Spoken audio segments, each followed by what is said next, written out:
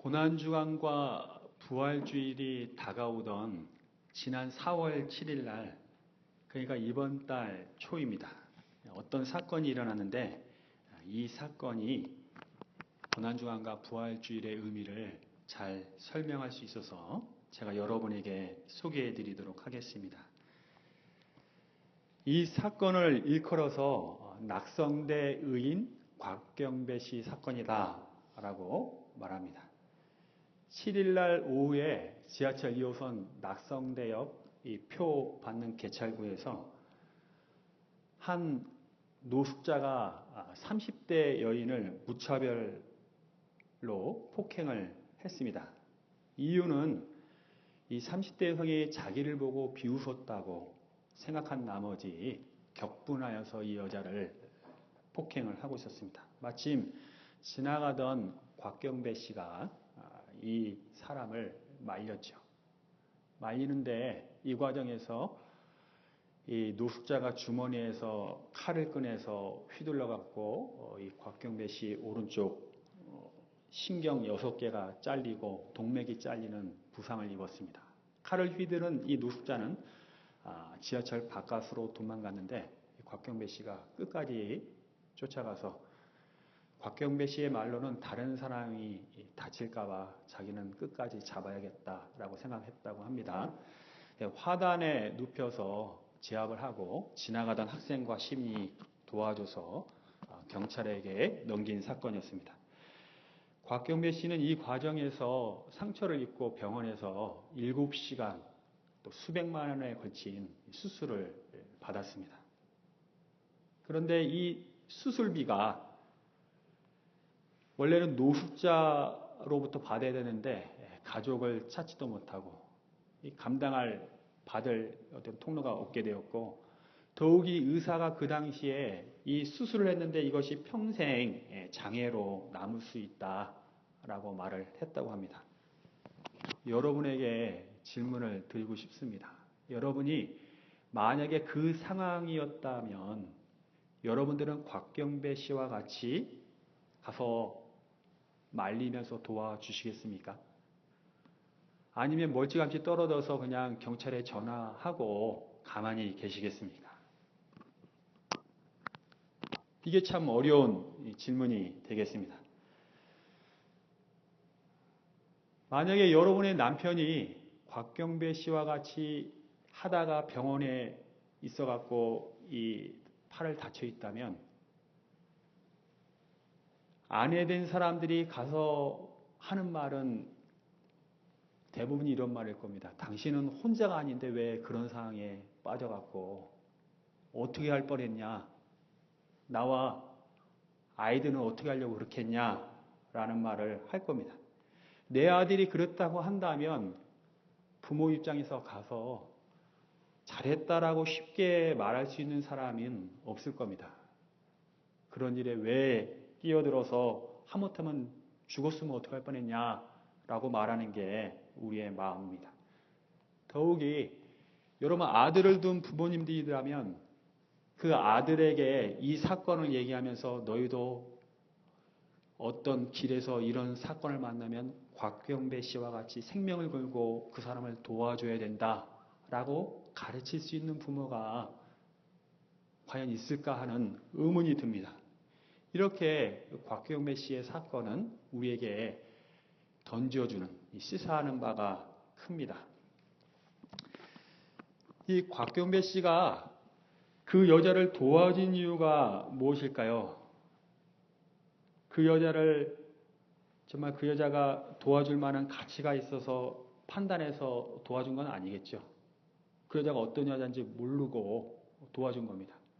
그 사건이 일어난 다음에 그 여자는 그 자리에서 일어나서 도망가 버렸어요. 그래서 네티즌들이 이 여자에 대해서 비난을 할 때 곽경배 씨가 병원에서 인터뷰를 하면서 한 말이 있습니다.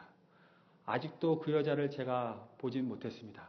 그런데 그 여자를 비난하지는 마십시오.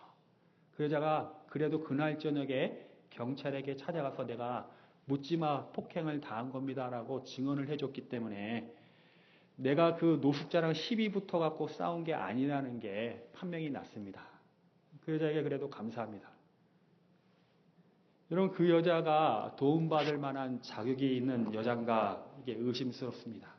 곽경배 씨가 그 상황에서 그 여자를 도와준 거는 그 이유는 그 여자에게 있다기보다는 곽경배 씨 안에 도와줘야겠다는 생각이 있었기 때문에 도와준 것 같습니다. 가만히 있었으면 상처를 입지 않고 위험에 빠지지 않았을 텐데 곽경배 씨는 가만히 있지 못했습니다. 하늘나라에서 하나님도 예수님도 가만히 계셨더라면 당하지 않을 일들이 있었습니다. 가만히 계시지 않았기 때문에 하나님 아버지는 자신의 아들 예수가 십자가에서 피 흘리면서 죽는 모습을 보아야 했습니다. 가만히 계시지 않았기 때문에 아들 예수는 이 땅에 내려와서 인간에게 모진 모욕을 당하고 십자가에서 죽임을 당했습니다. 하나님은 사탄 아래에 신음하고 고통스러워하고 죽어가는 그 사람들을 바라보면서 가만히 계시지 않았어요. 그 사람들이 하나님의 사랑을 받을 만한 자격이 있는 사람이기 때문에 가만히 계시지 않은 게 아닙니다. 성경은 그 사람들을 어떻게 묘사하냐면 그 마음에 하나님 두기를 싫어하며 저희들은 다 양 같아서 자기 갈 길로 갔다라고 말을 합니다. 그들은 하나님을 사랑하는 사람들도 아니고 하나님의 사랑을 받을 만한 자격이 있는 사람도 아닙니다. 그런데 하나님 아버지는 그 신음하는 사람을 보면서 가만히 있지 않으시고 아들 예수에게 가서 그들을 위해 십자가를 지라고 말씀하셨습니다. 아들 예수님은 가만히 계시지 않고 아버지의 말씀에 순종해서 이 땅에 내려오신다는 게 자기를 비우시는 과정이죠. 하늘 보좌와 하나님의 신분을 버리고 사람의 모양으로 종의 모습으로 이 땅에 내려오셨다는 겁니다. 자기를 낮추셨다는 겁니다.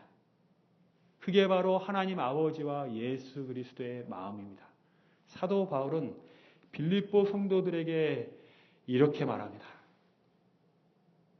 빌립보 성도들이 지금 분열하고 또 자기를 내세우고 있을 때에 사도 바울은 성도에게 이렇게 편지합니다.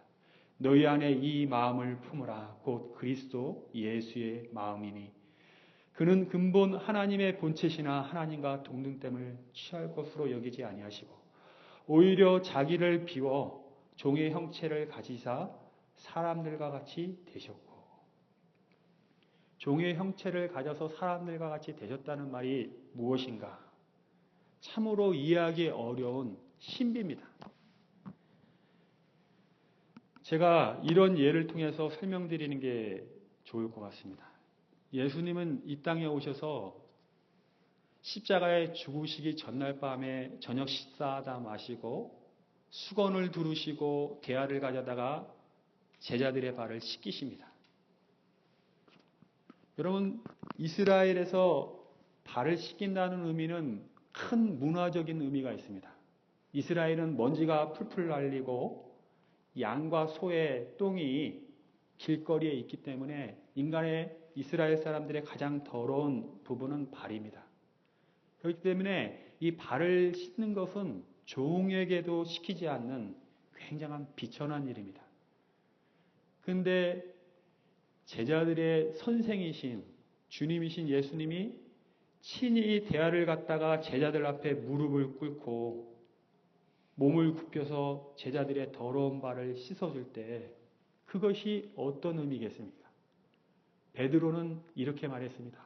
주님, 절대로 제 발은 씻지 못하십니다. 그만큼 이거는 해서는 안 되는 일이고 발 씻음을 받기도 힘든 일입니다. 근데 예수님이 종의 모습으로 이 땅에 오셔서 제자들의 발을 씻기신 겁니다. 저는 어렸을 때부터 교회를 다녔기 때문에 교회 안에서 세족식을 많이 해봤습니다. 교회 선생님들이 학생들을 앉혀놓고 그 발을 씻길 때 저도 의자에 앉아 있는데 선생님이 나이 많으신 분이 제 발 아래에서 무릎을 꿇고 고개를 숙여서 제 발을 씻어 주실 때 제 마음에는 도대체 이게 무슨 일인가? 먹먹한 마음이 들었습니다. 선생님이 어떻게 나의 발을 씻기시는가? 제가 자라서 교회 선생이 됐습니다. 교사의 사역을 할 때, 세족식을 할 때 저도 입장이 바꿔져서 제 제자들의 발을 씻기려고 무릎을 꿇었습니다. 그리고 제자들의 발을 씻기는데 진지하게 세족식에 임한 사람 그 마음을 아시겠지만은 도대체 예수님은 어떻게 이렇게 발을 씻기셨을까? 세상 어디에도 이런 장면을 볼 수 없는 그런 장면이 교회 안에서 일어나고 있는 겁니다. 사랑하는 여러분 한번 상상해 보십시오. 여러분이 자리에 앉아 있는데 교회 선생님이 아니라 하늘 보좌에 계신 하나님께서 무릎을 꿇고 여러분의 더러운 발을 씻기신다면 여러분의 마음은 어떻겠습니까? 제가 상상해 보기로는 저는 얼굴이 빨개지면서 도저히 그 자리에 있을 수가 없을 것 같습니다. 주님, 이러시면 안 됩니다. 주님, 저는 이걸 받지 못하겠습니다. 주님, 그러지 마십시오. 라고 말했을 겁니다. 제자들도 예수님이 발을 씻길 때 선생님이라고 알았지 하나님이라고 알지 못해서 그 발 씻기움을 당했을 겁니다. 그 자리 그 순간에 이것이 무엇인가 진실로 아는 분은 예수님이셨어요. 하나님이신 자신이 인간의 발을 씻기는 그 낮아지심이 뭔지 예수님 안에 마음이 일어났을 겁니다. 이 예수님이 종의 형체로 이 땅에 오셨을 뿐 아니라 십자가에 죽기까지 순종하셨다. 이렇게 얘기합니다. 하나님이신 분이 인간에 의해서 죽임을 당하는 그 신비는 또 도대체 뭘까? 아무리 우리가 상상해도 알 수 없고 느낄 수 없는 것이 이 하나님이 인간에 의해서 죽임당하는 이 십자가 사건입니다. 한 번은 제가 고등학교 다닐 때 여름 수련회를 갔습니다. 마지막 날 오후에 십자가 행진이라고 우리 한번 예수님이 십자가를 지시고 골고다 언덕에서 죽으시는 장면을 한번 연출해 보자. 그 프로그램이 있었습니다. 교회 선생님 중에서 마르신 분을 예수님 역할로 했어요. 불쌍해 보이시는 분. 그리고 조장들, 이게 저희 같은 이 고등학생들을 로마 병정역을 시켜서 6명이 로마 병정으로, 그리고 다른 학생들은 다른 방에서 이제 기도회를 했습니다. 저희는 로마 병정으로 분장을 하면서 또 예수님은 또 다른 방에서 분장을 하고 있었습니다. 로마 병정으로 분장을 하면서 우리가 어떻게 연출할까 시나리오를 짰죠. 예수님이 걸어가시면 너가 먼저 채찍질을 해라. 그리고 너는 십자가를 지시는 그 예수님을 발로 차라. 넘어지면 너가 또 채찍질을 하고 그리고 이렇게 해서 끌고 가자. 시나리오를 짰습니다. 때가 돼서 시골 교회로 우리가 여름 수련회를 갔는데 교회 밖으로 나가니까 시골길이 언덕으로 펼쳐져 있고 기도하던 학생들과 선생님이 이미 나와 있어요. 로마 병정 역할을 하는 우리가 그 앞에 섰습니다. 이제 예수님의 역할을 하는 선생님만 나오시면 이 행진은 50여 미터 가까이 진행될 예정이었습니다.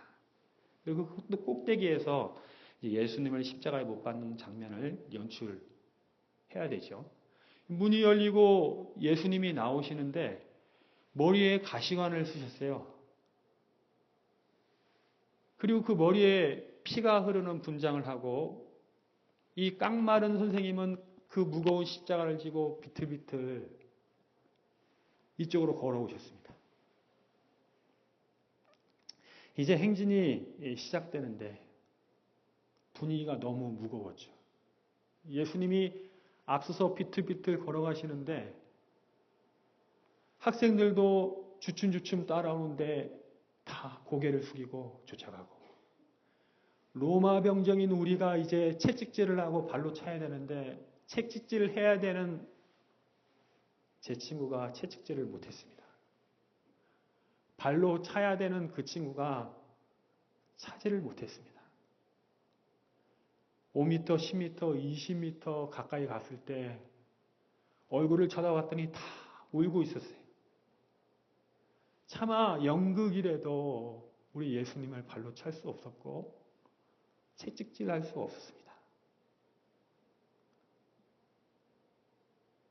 사랑하는 여러분, 어떻게 하나님이신 분이 인간의 몸으로 오셔서 사람들한테 침뱉음을 당하고 옷 벗기움을 당하고 채찍질을 당하고 죽임을 당할 수 있습니까? 신학자들은 도저히 이해를 할 수 없어서 사람에게 죽임당한 하나님이라는 말, 사람에게 모욕당하고 채찍질당한 하나님이라는 말이 도저히 이해할 수 없어서 신비라고 말을 했습니다. 로마 병정도 그분이 하나님인 줄 모르고 그렇게 했겠죠. 그 자리에서 자신이 하나님이라는 사실은 예수님만이 알고 계셨어요. 하나님으로서 인간에게 모욕당하는 그 치욕을 경험하신 분이 바로 우리 예수님이시고, 십자가에서 자신의 생명을 이 죄 많은 인간에게 내어주시기까지 순종하신 분이 바로 예수님이셨어요. 예수님은 십자가에서 죽으셨습니다. 무덤에 누이셨습니다. 그렇게 끝날 것 같은 예수님의 죽음은 그렇게 끝나지 않았어요. 9절 보시면, 그러므로 하나님이 그를 지극히 높여 모든 이름 위에 뛰어난 이름을 주사. 사도 바울은 그렇게 선언합니다. 그러므로라는 건 원인과 결과를 연결할 때 쓰는 접속사입니다. 하나님께서 예수 그리스도를 부활시켜서 왜 지극히 높이셨습니까? 예수님이 자기를 낮추시고 십자가에서 죽으셨기 때문에 그 죽으신 분을 부활시키시고 높이신 겁니다. 예수님이 십자가에서 죽기까지 순종하지 않으셨다면 예수님은 부활하시지 않으셨어요. 지극히 높여서 이 아들이 내 아들이다, 내 아들이 옳은 일을 했다라고 아버지가 세상 사람들 앞에 선언하는 장면입니다. 여러분, 제가 아까 말씀드린 곽성배 씨는 어떻게 됐을까요? 병원에서 평생 어떻게 보면 장애인으로 살아갈 수 있는 위험을 갖고 있는 이 곽성배 씨. 이분의 직업은 기자였다고 합니다. 그런데 어떤 기업에서 이 곽성배 씨의 일을 알고 5천만 원을 기부를 했습니다. 그리고 다른 기업도 후원한다고 그러면서 돈을 모았어요. 이때 문제가 된 게 이 곽성배 씨의 직업이 문제됐는데, 기자가 기업으로부터 돈을 받으면 김영란법이죠. 부정청탁 방지법에 어긋날 수 있는 사항이었어요. 이때 국민권익위원회가 나서서 유권 해석을 해줬습니다. 이 곽성배 씨가 기업으로부터 돈을 받는 것은 청탁에 해당되지 않는 예외 상황이다. 여러분, 왜 기업이 나서서 곽성배 씨에게 돈을 줬을까요? 국민권익위원회에서 나서서 왜 그것은 청탁이 아니다라고 말을 했습니까? 곽성배 씨가 옳은 일을 했기 때문에 그래요. 곽성배 씨가 한 이 일은 우리 사회에서 본받아야 될 일이고, 우리 사회 사람들이 다 같이 그런 상황에서 그렇게 해야 될 일이라고 공식적으로 선언하기 위해서 기업이 나섰고 국가기관이 나선 겁니다. 그리고 언론에서는 그를 낙성대 의인이라고 표현을 한 겁니다. 하나님께서 예수님을 왜 부활시키셨습니까? 예수가 한 일이 옳다. 내 아들이 옳다. 내 아들이 잘했다. 그를 높인 겁니다. 사랑하는 여러분, 오늘날 사람들에게 십자가를 지라고 그러면 말만 듣습니다. 실제로 십자가 지는 사람이 없어요. 왼뺨을 치면 오른뺨을 내밀라고 그러면 내밀 사람이 없습니다. 저 사람을 위해서 당신이 희생하면서 자신을 낮춰서 사랑해라라고 하면 그렇게 하지 않습니다. 심지어 성도들도 십자가의 방식으로 회사 다니는 사람 없고 십자가의 방식으로 가정에서 사역하는 사람도 드물고 십자가의 방식으로 교회를 섬기는 사람도 드뭅니다. 눈에는 눈, 이에는 이로 해줘야지 그게 맞다고 생각하면서 자기 자존심과 자기 주장과 그런데 그런 사람들 앞에서 우리 하나님께서는 예수님을 부활시키셔서 예수가 옳다라고 공식적으로 선언하고 있습니다. 이 예수가 내 아들이다라고 말을 하고 있습니다. 10절부터 보시면 하늘에 있는 자들과 땅에 있는 자들과 땅 아래에 있는 자들로 모든 무릎을 예수의 이름에 꿇게 하시고 무릎을 꿇는다는 건 예배의 행위죠. 하늘에 있는 자들과 땅에 있는 자들과 땅 아래에 있는 자들이 모두 예수님을 예배하게 하시는 하나님 아버지의 조치입니다. 모든 입으로 예수 그리스도를 주라 시인하여 하나님 아버지께 영광을 돌리게 하셨느니라. 주님이라는 말은 구약에서 온 단어입니다. 구약에서 여호와 하나님이 계셨죠. 이스라엘 백성들은 여호와라는 말을 입에 담기 두려워했습니다. 함부로 부를 수 없기 때문에. 그래서 여호와라는 이름 대신에 아도나이, 주님이라는 뜻을 썼어요. 그래서 구약에서 주님 이러면 바로 여호와 하나님을 말합니다. 근데 신약에서 예수 그리스도를 주라 하셨느니라 할 때 그 주는 큐리였습니다. 아도나이랑 똑같은 연장선상에서 있는 단어입니다. 그렇다고 한다면 구약의 여호와 하나님께서 신약에서 이제 예수님을 높이셔서 예수 당신이 주님의 역할을 하시오. 오른편에 앉히신 겁니다. 퀴리오스라는 것은 당신이 이 땅을 다스리시오. 하나님 나라의 왕의 역할을 당신이 해주시오. 라는 하나님의 조치입니다. 여러분, 왕들이나 대통령은 통치 방식이 있습니다. 김정은은 자신의 통치 철학에 따라 북한을 다스리고 있고 트럼프는 자기의 통치 철학에 따라 시리아도 폭격하고 아프가니스탄도 폭격하는 정책을 취하고 있습니다. 하나님 나라의 왕이신 주님이신 예수님의 통치 철학은 무엇입니까, 여러분? 십자가입니다. 주님은 십자가의 방식으로 자신의 나라를, 하나님의 나라를 다스려갑니다. 하나님의 백성을 인도합니다. 하나님의 군사들, 주님의 군사들에게 십자가의 방식으로 싸우라고 그러고 십자가의 방식의 시민권자답게 살라고 말씀하시면서 그의 나라를 이끌어 가십니다. 그러므로 오늘 예수 그리스도를 주라고 고백하는 여러분들은 그 고백이 참되려면 우리 왕이신 예수께서 통치하시는 방식에 따라 십자가를 지시는 모습으로 우리 예수님을 주라고 부를 수 있는 겁니다. 십자가를 지지 않는 사람들은 예수님을 주님이라고 부를 수 없습니다. 하나님 나라 시민권자라고 말할 수 없습니다. 오늘 부활주의를 맞이해서 우리가 부활하신 주님의 소망을 두고 그 주님을 믿고자 합니다. 근데 부활하고 십자가를 따로 떼지 마십시오. 십자가를 진 사람만이 부활의 길로 가는 겁니다. 부활과 십자가는 하나입니다. 십자가를 지셨기 때문에 부활하신 겁니다. 십자가를 진 자만이 예수님 안에서 부활할 수 있습니다.